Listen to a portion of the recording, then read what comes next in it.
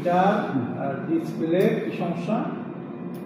Metre মানে ই করে আলো খালি জ্বলে নেবে এবং ওই রিডিং ম্যানের বলতে যে আপনি অফিসে যাইয়া আপনার কার্ড মানে এই বিদ্যুৎ বিল নিয়ে এখানে যাবেন, যাওয়ার পরে দরখাস্ত করলে ঠিক করে মিটার তো ঠিক করতে পারি না আমরা মিটার পরিবর্তনে আবেদন করলে আমরা মিটার পাল্টাই দিই। যাই হোক এইটাই কথা বলছি আমি দেখ এই কাগজ ডিসপ্লে লেখা ওঠে আবার বন্ধ হয়ে যায়, এরকম বন্ধ হয়ে যায় আর খালি আলো করতেছে মানে সারা দিন রাত 24 ঘন্টা বাতি খালি এরকম করে যেরকম টিউব লাইট কেটে গেলে যেরকম করে না মিটারের বাতি আর কোনো ডিসপ্লে। আচ্ছা দেখি কাগজ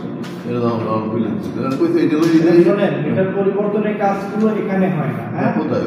এটা হচ্ছে পিরোজপুরের রানীপুর আমাদের হেড অফিস। ওখানে আবেদন করার পরে একটা স্লিপ আমাদের এখানে আসবে আপনার নামে, ওখানে গিয়ে আবেদন করবেন। 276 টাকা মনে হয় সম্ভবত নেবে।